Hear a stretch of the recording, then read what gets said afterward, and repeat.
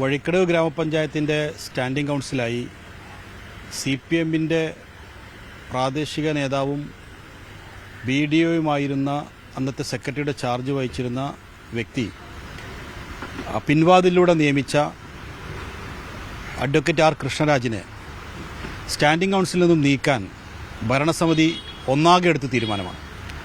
അതിന് കാരണം അദ്ദേഹം കേരളത്തിൻ്റെ സാമൂഹിക ഘടനയ്ക്ക് വിഘാതമുണ്ടാക്കുന്ന വിധത്തിൽ വർഗീയ, വിദ്വേഷ, വംശീയ പ്രചരണങ്ങൾ നിരന്തരമായി പറഞ്ഞുകൊണ്ടിരിക്കുന്നയാളാണ്. അത് UDF ഭരിക്കുന്നൊരു പഞ്ചായത്തിൻ്റെ സ്റ്റാൻഡിംഗ് കൗൺസിലായിരിക്കാൻ അദ്ദേഹത്തിന് യാതൊരു യോഗ്യതയുമില്ല എന്ന് തിരിച്ചറിഞ്ഞുകൊണ്ടാണ് ഭരണസമിതി അങ്ങനെ ഒരു തീരുമാനമെടുക്കുന്നത്. ആ ഒരു തീരുമാനം ഐക്യകണ്ഠേന എടുത്തിട്ട് CPMൻ്റെ പ്രതിനിധികൾ ഉൾപ്പെടെയുള്ള ആളുകൾ അംഗങ്ങളായിട്ടുള്ള ഭരണസമിതി എടുത്ത തീരുമാനത്തെ സർക്കാരിലേക്ക് അയച്ചു കൊടുക്കുമ്പോൾ സെക്രട്ടറി തന്നെ അതിൽ ഒരു വിയോജനക്കുറിപ്പ് എഴുതുകയാണ്. ആ വിയോജനക്കുറിപ്പ് എഴുതാൻ സെക്രട്ടറിക്ക് യാതൊരു അധികാരവുമില്ല.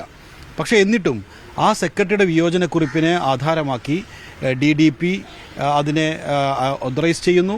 ആ DDP അയച്ചു കൊടുത്ത റിപ്പോർട്ട് തദ്ദേശ സ്വയംഭരണ വകുപ്പ് എൻഡോസ് ചെയ്തുകൊണ്ട് പഞ്ചായത്തിൻ്റെ നടപടിയെ സ്റ്റേ ചെയ്യുകയാണ് ചെയ്യുന്നത്. ഇത് എത്രമാത്രം അസാധാരണമാണ്. കാരണം തദ്ദേശ സ്വയംഭരണ സ്ഥാപനം എന്നാണ് പേര്. ഒരു സ്വയംഭരണാധികാരം ഉള്ള ഒരു പഞ്ചായത്തിനെ അതിൻ്റെ സ്വയംഭരണാധികാരത്തിൽ കടന്നുകയറി അധികാര വികേന്ദ്രീകരണത്തിൻ്റെ കടക്കൽ കത്തിവെക്കുകയാണ് MP രാജേഷിൻ്റെ നേതൃത്വത്തിലുള്ള തദ്ദേശ സ്വയംഭരണ വകുപ്പ് ചെയ്തിട്ടുള്ളത്.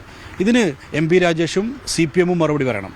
കൃഷ്ണരാജിനെ സംരക്ഷിക്കാൻ CPMന് പദ്ധതിയുണ്ടോ? കൃഷ്ണരാജിനെ സംരക്ഷിക്കാൻ തദ്ദേശ സ്വയംഭരണ വകുപ്പിന് പദ്ധതിയുണ്ടോ?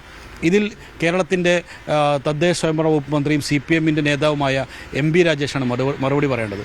അദ്ദേഹത്തിന് അത്തരം ഒരു പദവിയിലിരിക്കാൻ, പ്രത്യേകിച്ച് UDF ഭരിക്കുന്ന ഒരു പഞ്ചായത്തിൻ്റെ പദവിയിലിരിക്കാൻ ഒരു അവകാശവുമില്ല. ഇനി വേണമെങ്കിൽ CPM മറ്റേതൊരു പഞ്ചായത്തിലേക്ക് അദ്ദേഹത്തെ നിയോഗിച്ചോളൂ. എന്നിട്ടും ഈ രീതിയിലുള്ള ഒരു തീരുമാനമെടുത്ത് പഞ്ചായത്തിൻ്റെ തീരുമാനത്തിന് മുകളിൽ ഒരു അധികാരി ചമയുന്ന, അതല്ലെങ്കിൽ അവരുടെ പൂർണ്ണമായ ഒരു ജൂറിസ്ഡിക്ഷൻ നിൽക്കുന്നൊരു കാര്യത്തിന് മുകളിൽ ഒരു സ്റ്റേറ്റിൻ്റെ വകുപ്പ് വന്ന് കടന്നു കയറുന്നത് തികച്ചും അത് പ്രതിഷേധാർഹമാണ്. അതിശക്തമായി ഞങ്ങളിതിനെ നേരിടുക തന്നെ ചെയ്യും.